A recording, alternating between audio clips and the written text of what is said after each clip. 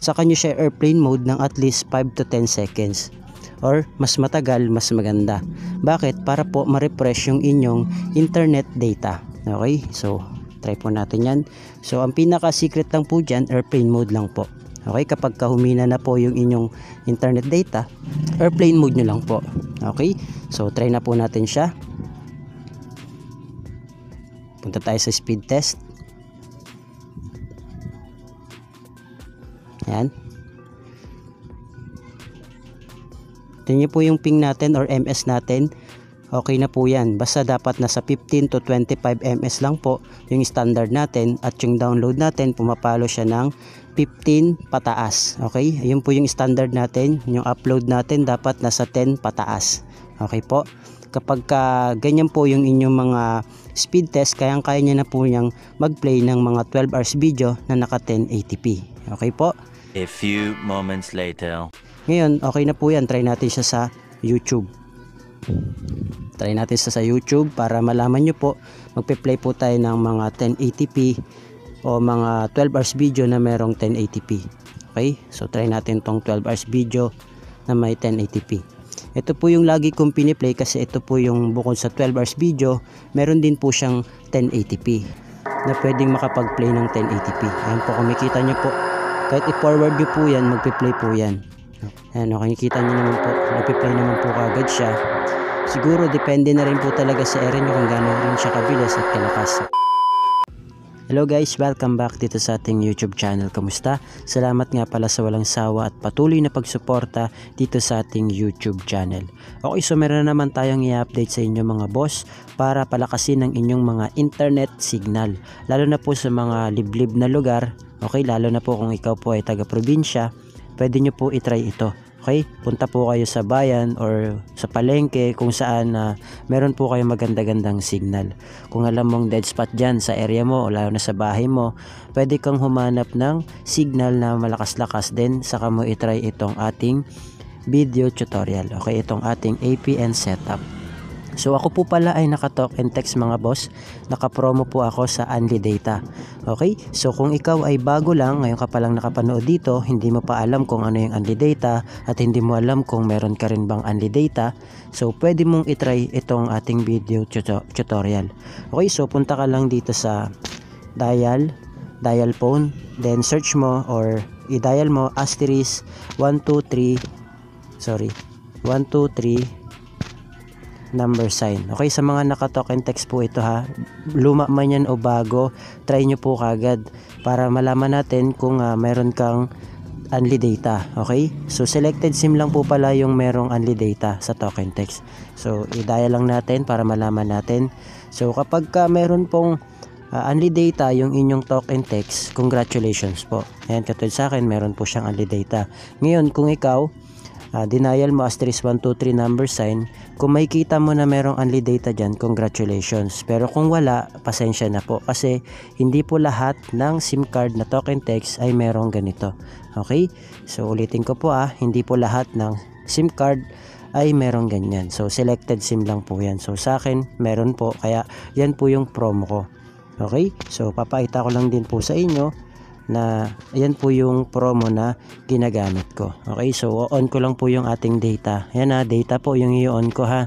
Kasi baka sabihin naka wifi daw po tayo. Ayan, kung makikita nyo, naka data po tayo. Kaya napagkakamalan po kasing naka wifi kapag binuksan ko po yung hotspot.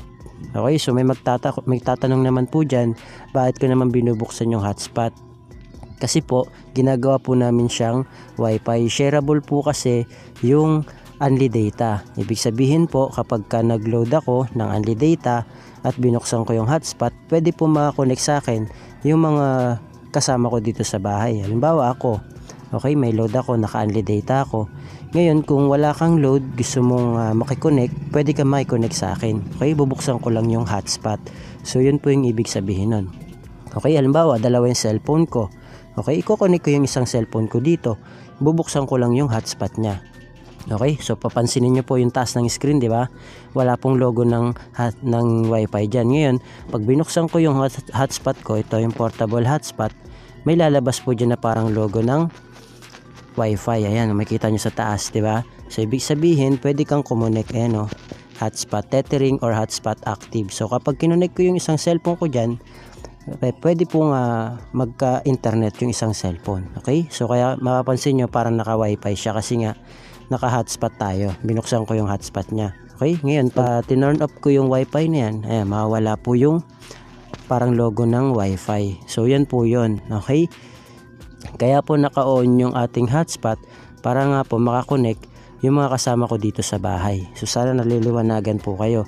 Okay? Kasi baka sabihin nyo naka-wifi na naman tayo. So hindi nga po kasi mobile data po yung gamit ko. At kung makita nyo po, ayan yung ating today 2.93 gig. Okay? This month naka 128.8 gig na kami.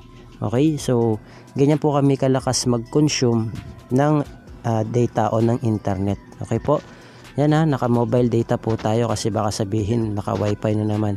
Yan po, mobile data po yung binubuksan natin. Okay? So napagkakamalan lang siyang wifi kasi nga po binubuksan ko yung hotspot. Okay? So sana naliwanagan kayo. So try natin sa YouTube mga boss para malaman nyo na naka-promo tayo sa Unli Data. Okay? Yan po. Okay? Yan po yung ating promo. Yan. Diba? So ang gagawin natin mga boss, i-share ko naman po sa inyo kung paano mag-set up ng APN. Okay? Para mapalakas po yung inyong mga internet signal. Okay? So punta po kayo sa settings sa mga phone nyo. Then punta po kayo sa SIM card and mobile networks. Then di ko alam kung anong unit o kung ano yung SIM card na gamit nyo, pero pwede rin po ito sa dito. Okay? All networks po ito Smart, Token, Text and Sun, Globe, and TM, at pwede rin po siya sa mga naka-dito SIM. Okay, so click nyo lang po yung Token Text kasi yung gamit ko. Pero kung ikaw ay Smart, Token, Text and Sun, Globe or TM, kung ano man yung gamit mo, or dito, pwede naman po yan. Click natin yung access point name, then click natin yung new APN para makagawa po tayo ng panibagong APN. Okay, then click nyo lang po yung name. Sa pangalan niya po, ito po yung magiging pangalan niya. Lagay nyo na lang po Pentagon. Yan, Pentagon APN. Okay po, yan po yung magiging name niya. Pakagaya na lang po sa screen, Pentagon APN. Click natin yung OK. Tapos yung kanyang magiging APN mga boss, ito na po yung ilagay nyo, Pentagon .internet. Okay, yan po yung ilalagay nyo sa inyong cellphone, Pentagon.internet. Click natin yung OK. Then yung kanyang username, ito po yung magiging username niya, at Pentagon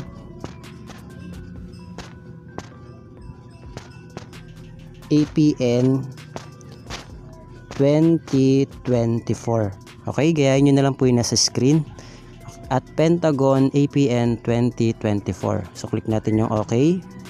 Tapos yung password niya po, ito po yung kanyang password, at Pentagon. Yan, at Pentagon APN. Okay po, kaya nyo na lang po yung nasa screen, at Pentagon APN. Click natin yung OK. Then punta naman tayo sa server niya mga boss. Yung magiging server naman niya, ito po, www.google.com.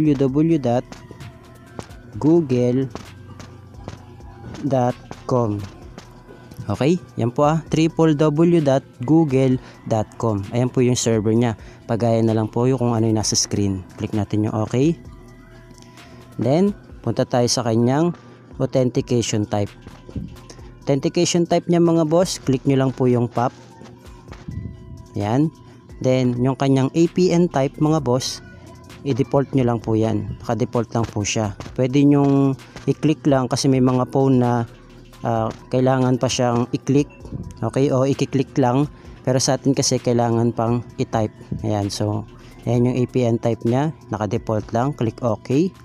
Then yung kanyang APN protocol mga boss, IPv4, IPv6. Okay. Tapos yung kanyang APN roaming protocol, naka IPv4, IPv6.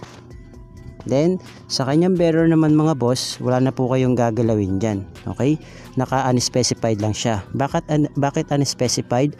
Para po yan sa mga naka 2G, 3G, 4G LTE at 5G. Okay?